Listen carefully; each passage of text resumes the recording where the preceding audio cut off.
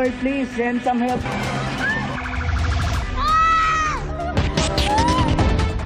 Nangangamba ang ilang residente sa Daan Bantayan, Cebu dahil sa mga naglabasang sinkhole kasunod ng magnitude 6.9 na lindol.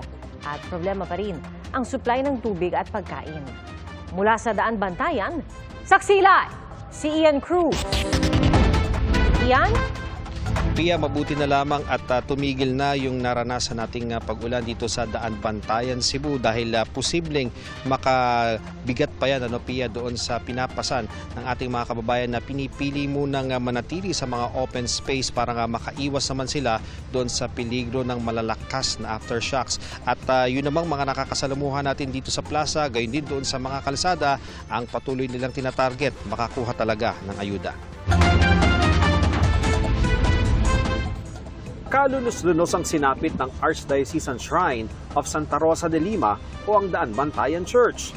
Ang simbahang itinayo noon pang 1886, ngayon larawan ng pinsala. Off-limits na ito kahit sa mga taong simbahan. Kaya sa kapilya sa gilid na lang ng simbahan nagmimisa. Instrumento sa pagdala sa katawan. The day after, the night before, the day after the destruction of our church, Archbishop visited and he assured us that the Archdiocese would help.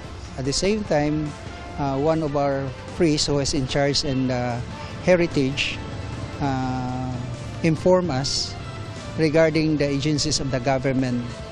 They are concerned about the church and for the renovation. Malapit naman sa plaza ng Daan Bantayan, nakapila ang mga residenteng ito. Akala kasi nila ang mga humihintong sasakyan maghahatid na ng tulong. 3 araw na kami dito, sir. Isang boteng tubig lang yung binigay. Pero sa mga tubig, ano pang kailangan nyo? Yung pagkain, bigas. Importante sa mga bata, sir, ng pagkain. Kasi yung mga donations na nakarating sa amin is not enough for all the affected families. Pero magpo-pull out na kami ng mga food packs doon sa DSWD sa Cebu City, sa warehouse nila. It's enough for all the affected families. Sa munisipyo, maraming bitak na lupa sa paligid. May mga bahagi ng munisipyo na tuluyang nawasak. Para mailabas ang mga gamit mula sa loob ng munisipyo, idinaan ng mga ito ng mga bumbero sa bintana. Ang Sangguniang Bayan sa isang open space nagsesyon. Sa kabilang pampang, tanaw ang mga tahanan na nawasak din ng lindol. Napinsala rin ang mga tulay.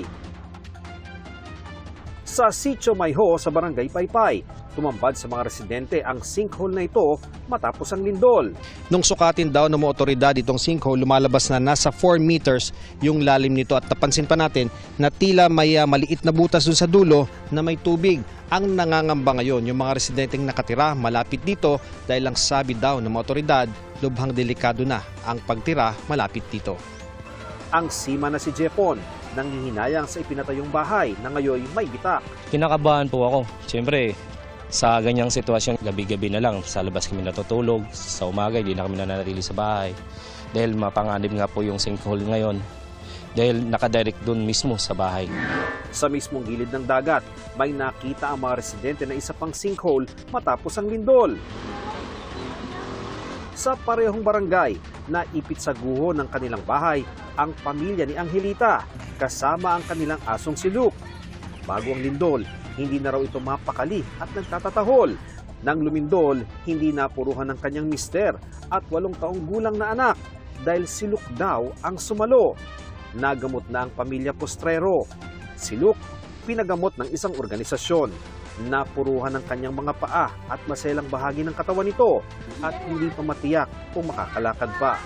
Nagpapasalamat nga kami na nandoon siya, saka siyang nakaligtas sa anak ko, saka sa mister ko. Bakit? Dahil siya yung naipit siya yung nadaganan talaga.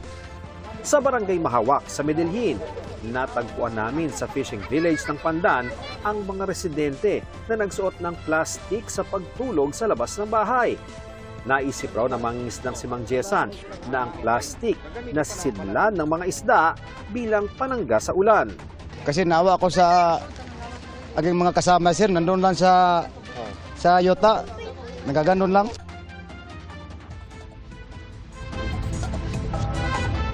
Alam mo Pia, bago ako tumayo, bago mag-report ay nakaramdam muli tayo ng aftershock. Mabuti na lamang at nasa ligtas at open space tayo ngayon.